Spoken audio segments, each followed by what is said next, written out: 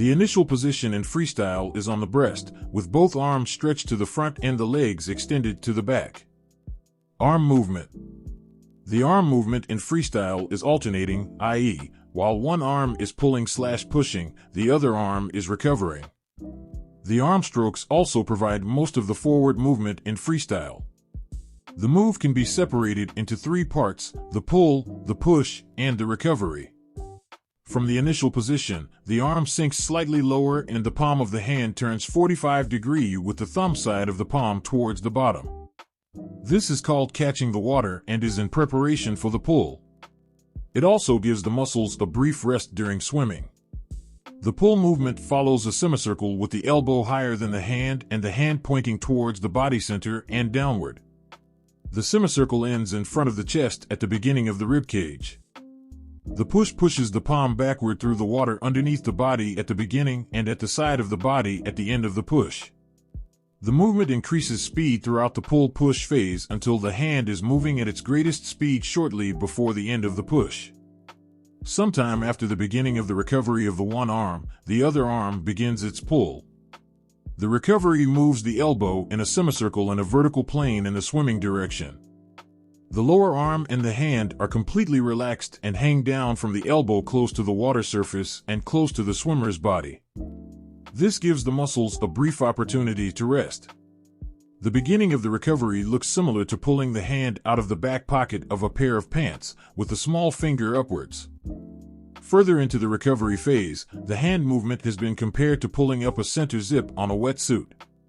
The recovering hand moves forward, with the fingers trailing downward, just above the surface of the water. In the middle of the recovery, one shoulder is rotated into the air while the other is jumping backwards to avoid drag due to the large frontal area, which at this specific time is not covered by the arm. To rotate the shoulder, some twist their torso while others also rotate everything down to their feet.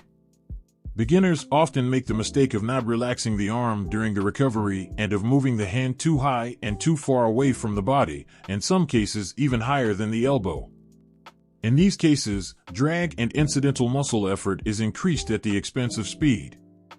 Beginners often forget to use their shoulders to let the hand enter as far forward as possible. Some say the hand should enter the water thumb first, reducing drag through possible turbulence. Others say the middle finger is first with the hand precisely bent down, giving thrust right from the start. At the beginning of the pull, the hand acts like a wing and is moved slower than the velocity of the swimmer. This may look like a brief rest, while at the end it acts like a skull and is moved faster than the velocity of the swimmer. A recreational variation of front crawl involves only one arm moving at any one time, while the other arm rests and is stretched out at the front. This style is called a catch-up stroke and requires less strength for swimming. This is because the immersed length of the body is longer and more streamlined.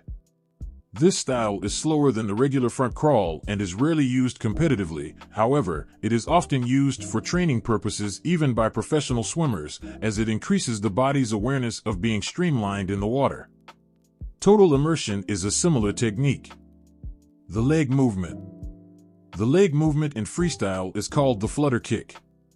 The legs move alternately, with one leg kicking downward while the other leg moves upward. While the legs provide only a small part of the overall speed, they are important to stabilize the body position. This lack of balance is apparent when using a pull buoy to neutralize the leg action.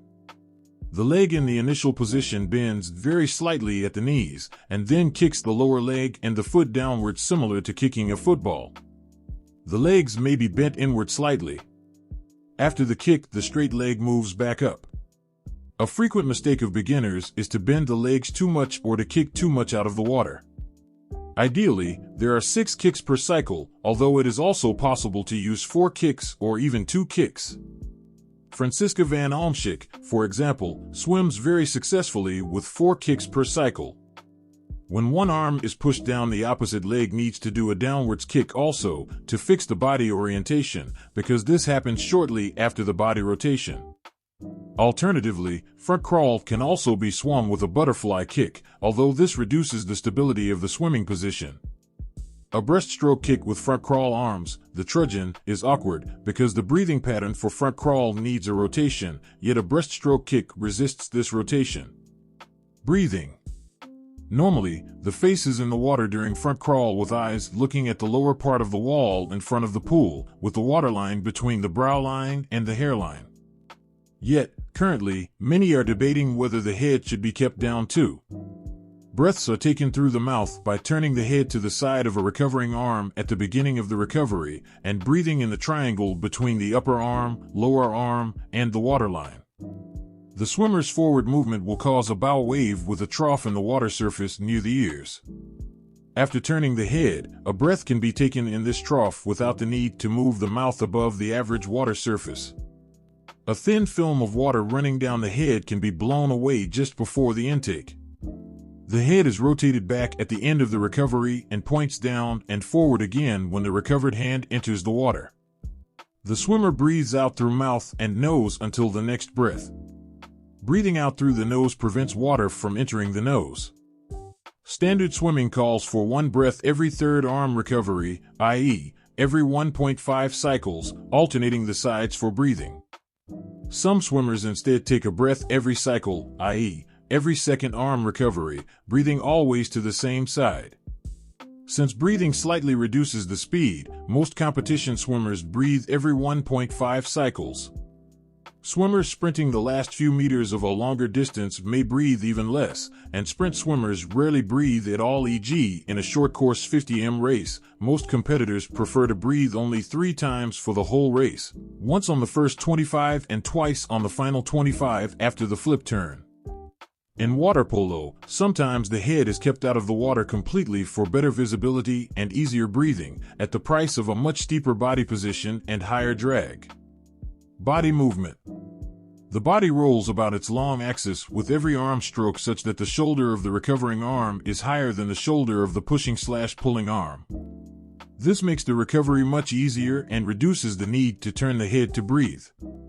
As one shoulder is out of the water, it reduces drag. As one shoulder falls, it aids the arm catching the water. As one shoulder rises, it aids the arm at end of the push to leave the water.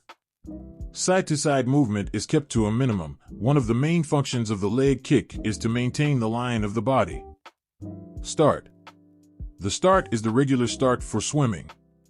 After entering the water, a brief gliding phase follows, followed by an underwater flutter kick or butterfly kick. After a maximum of 15m, the swimmer has to surface. Turn and finish. The front crawl swimmer uses a tumble turn to reverse directions in minimal time. The swimmer swims close to the wall as quickly as possible. In the swimming position with one arm forward and one arm to the back, the swimmer does not recover one arm, but rather uses the pull/push of the other arm to initialize a somersault with the knees straight to the body. At the end of the somersault, the feet are at the wall, and the swimmer is on his or her back with the hands over the head. The swimmer then pushes off the wall while turning sideways to lie on the breast. After a brief gliding phase, the swimmer starts with either a flutter kick or a butterfly kick before surfacing no more than 15m from the wall. A variant of the tumble turn is to make a somersault earlier with straight legs, throwing the legs toward the wall and gliding to the wall. This has a small risk of injury because the legs could hit another swimmer or the wall. For the finish, the swimmer has to touch the wall with any body part, usually the hand. Most swimmers sprint the finish as often as possible, which usually includes reducing their breathing rate.